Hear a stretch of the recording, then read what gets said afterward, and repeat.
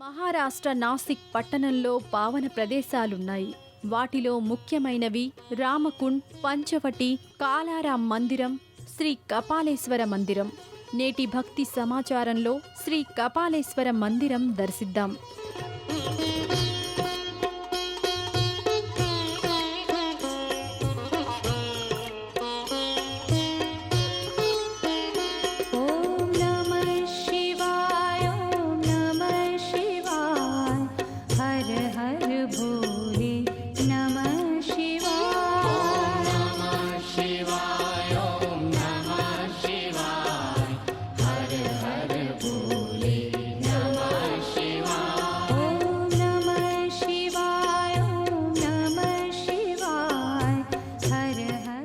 నాసిక్ పట్టణం నడిబొడ్డున రామకుండ్గా పిలువబడే పుణ్య నది ఉంటుంది.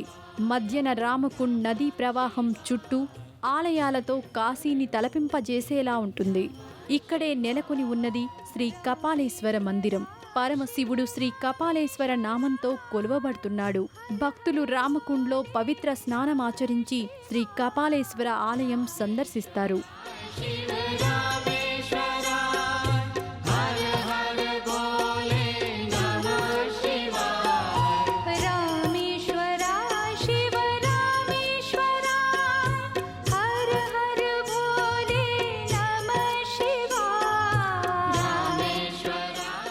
స్థల పురాణం ప్రకారం బ్రహ్మదేవుడి 5 శిరస్సులలో ఒక శిరస్సుని పరమశివుడు ఖండించాడట. బ్రహ్మ హత్యాపాతకం నివారణ కోసం పరమశివుడు లోక సంచారం చేస్తూ ఈ ప్రాంతం చేరుకొని ఒక సందర్భంలో నంది మాటల ద్వారా ఇక్కడి రామకుండ్ పుణ్యఫలం గురించి తెలుసుకున్నాడట. పాప పరిహారార్థం పరమశివుడు ఈ రామకుండ్లో మునిగి బ్రహ్మ హత్యాపాతక నివారణ చేసుకున్నాడట. అయితే నంది వలన రామకుండ్ యొక్క ప్రాశస్త్యాన్ని శివుడు తెలుసుకున్నందున నంది ఇక్కడ శివుడి ఎదురుగా కాకుండా రామకుండ్ వద్ద ఉంటుంది. అందువలన ఈ ఆలయంలో నందీశ్వరుడు ఉండడు. నంది లేని ఆలయంగా ఈ ఆలయం ప్రసిద్ధి పొందింది.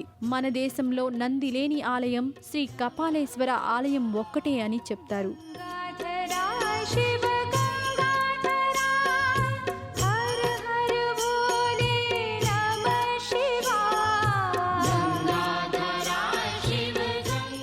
పరమశివుడికే పాప విమోచనం కలిగించినందున ఈ రామకుండ్ పాపనాశినిగా చెప్పబడుతుంది. ఒక్కసారి ఈ రామకుండ్లో స్నానమాచరించి శ్రీ కపాలేశ్వరుణ్ణి దర్శిస్తే సర్వ పాప వినాశనం జరిగి 12 జ్యోతిర్లింగ దర్శన పుణ్యఫలం ప్రాప్తిస్తుందని ప్రతీతి. దేశం నలుమూలల నుండి భక్తులు ఈ ఆలయం సందర్శిస్తారు. అభిషేకం, ప్రత్యేక పూజలతో కపాలేశ్వరుణ్ణి సేవిస్తారు.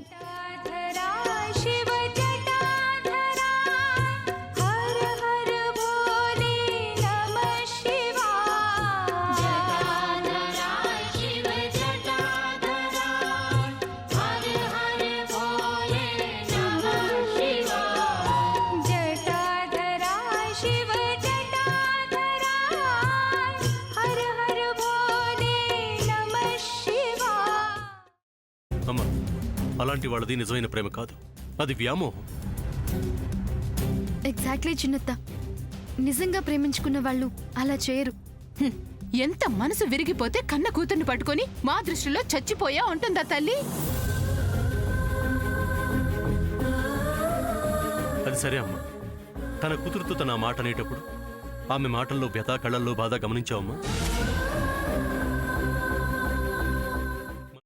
పెద్దబాబుకు బర్త్డే విషెస్ చెప్పు కూడా వెళ్ళాం కదా. ఊరికే ఎలా కాలిపోతుంది? మంట పెడితేనో పడితేనో తగలబడుతుంది.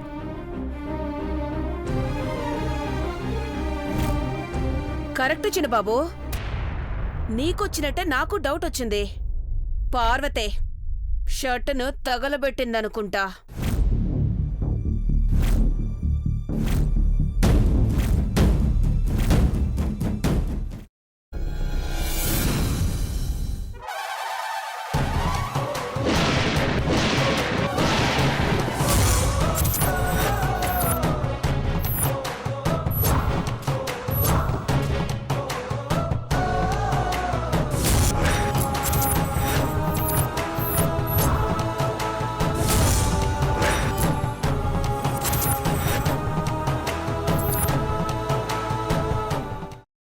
వేయించుకున్న తర్వాత పొట్టు తీసేసి చాప్ చేసి పక్కన పెట్టుకోవాలి.